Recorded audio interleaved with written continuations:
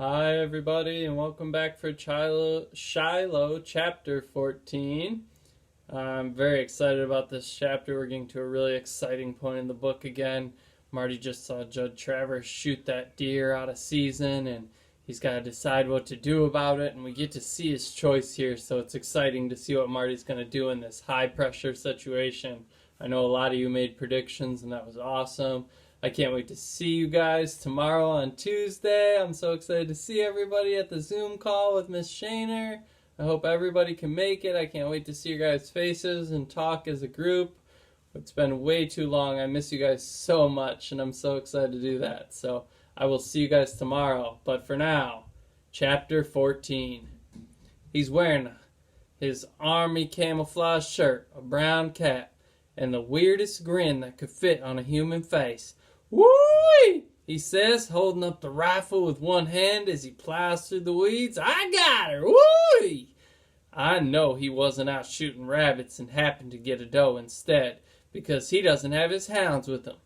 Judge Travers gone out that morning with the clear intention of getting himself a deer. I also know that if the game warden finds out about it, Judd's in big trouble, because the deer he shot out of season wasn't even a buck.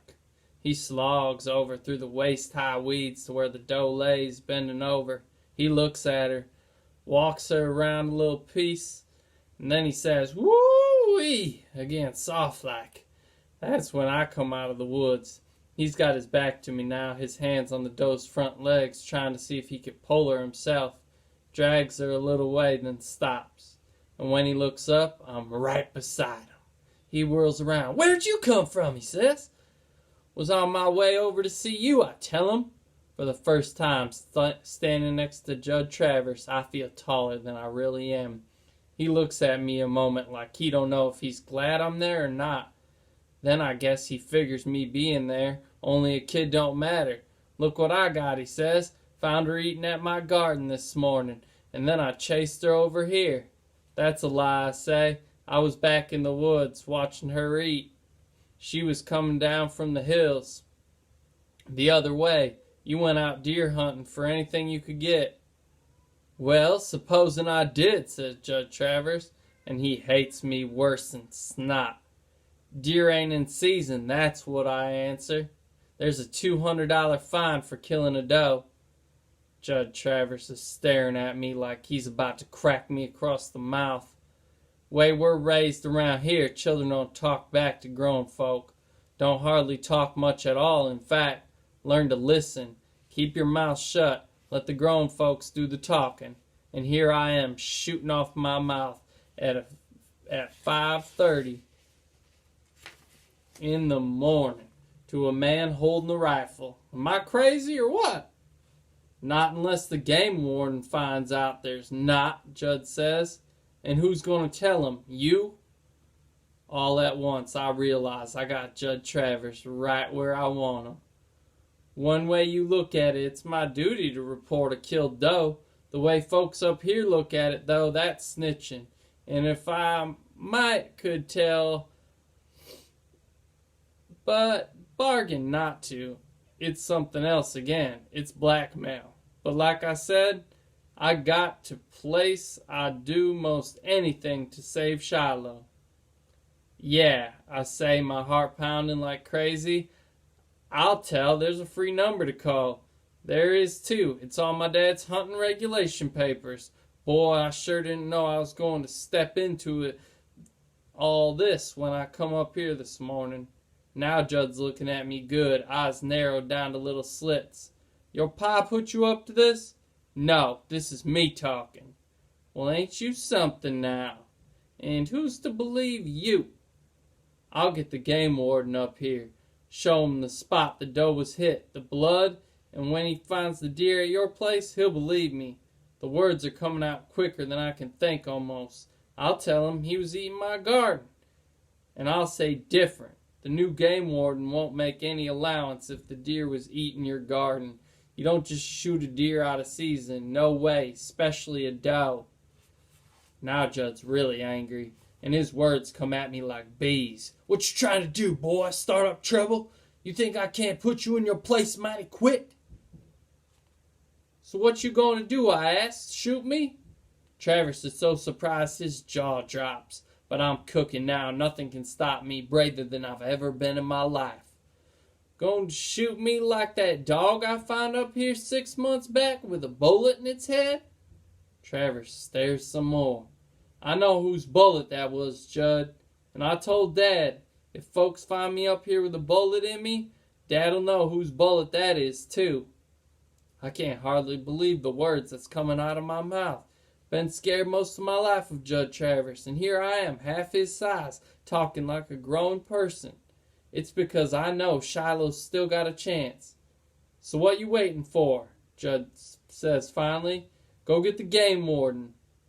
And when I don't move, he says, come off it, Marty.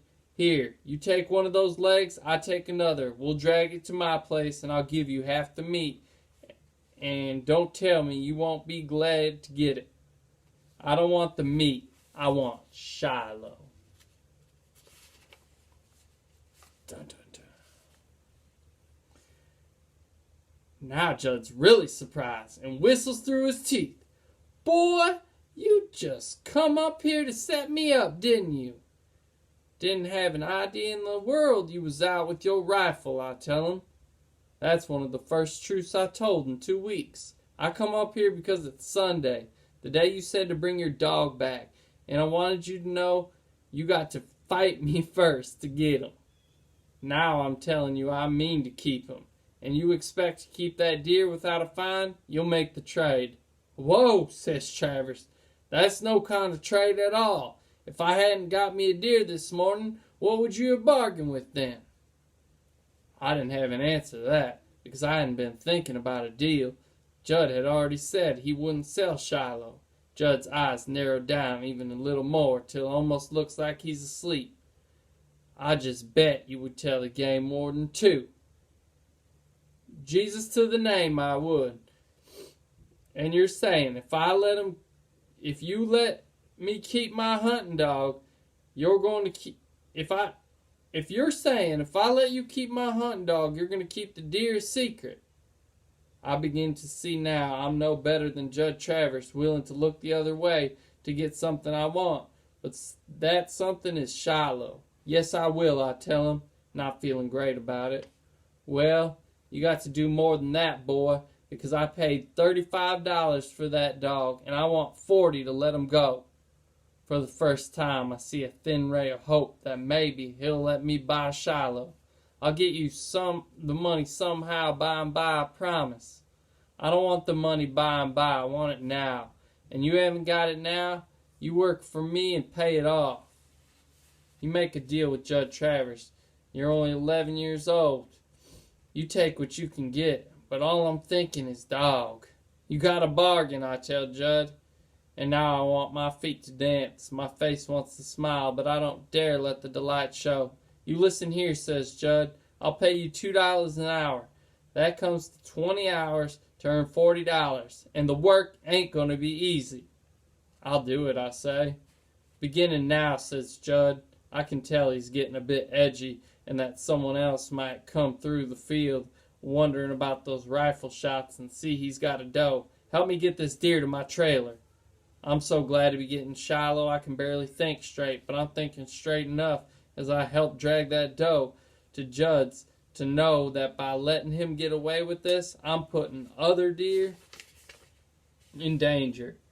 He kill this one out of season, he'll figure maybe he can kill some more. To save Shiloh, I'm making it harder for deer. I swallow. All I got to do, though, is think of the way he'd look at me. I ever give him back to Judd, and then I get on with my job.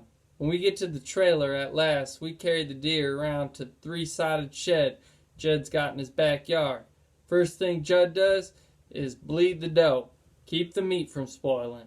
Then he goes out and messes up the tracks with his foot, kicking up the grass where we matted it down, covering the trail of blood with dust. I get home from work every day at 3, Judd says, and I want you here when I pull up. You work for me 2 hours a day, 5 days a week.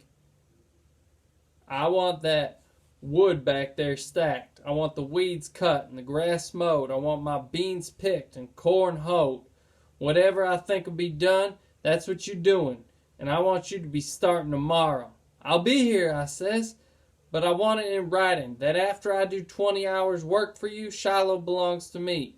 Travis grunts, goes in his trailer. He comes back out with a grocery sack and the words, Beagle hunting dog to Marty Pearson for 20 hours of work, J. Travers. It occurs to me suddenly that maybe after I do the work, he'll try to pay me off with one of his other dogs. Write Shiloh, I tell him. He gives me a pained look, crosses out Beagle and writes Shiloh in its place, but don't spell it right, leaves the H off the end. I take the paper, put it in my pocket. I'll be back here tomorrow, I say. And you ever tell anyone about this dear boy, you're going to be more than sorry you opened your lips. You got my word, I say, which considering all the lying I've been doing lately, didn't seem like it amounted to much. It did, though.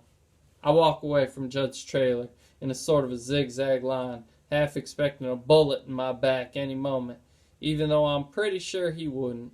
Soon as I'm out of sight, though, I race through the woods, heart going thumpity-thump.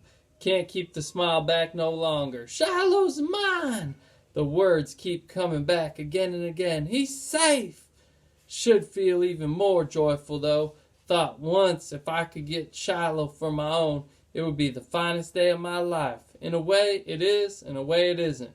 Could be Judd gave in 'cause he couldn't think of nothing else at that moment to do. Said I could have Shiloh just 'cause he needed help with that deer. Could be that once he got rid of the evidence, he'd tell me go ahead and get the warden, that I wasn't to have that dog. Could even say he never wrote the note on the grocery sack, that I wrote it myself. I don't think so, though. What worries me most is that Judd could go through with the bargain, give Shiloh to me, but then someday when Shiloh's running free in the woods by himself, Judd might put a bullet in his head just to spite me. Alright, so Marty does not call the police like lots of us predicted. He makes a deal with Judd, even sneaks up on him to surprise him there. That was a pretty daring move from Marty. We saw him get a lot of courage in that chapter, so that was really cool. Maybe for today's writing, you could write to me about a time when you felt courageous. Maybe not such a wild situation as standing up to an adult who is doing something illegal, but I know even at school in the past we've had some situations where it took a lot of courage. So I'd really love to hear your guys' courageous situations, and maybe I will share one with you tomorrow. Alright, I look forward to seeing you guys at Miss Shaner's group, and I will finish Shiloh. I think it's our last chapter next time. So I look forward to it, boys. Can't wait to see you guys. Have a great day.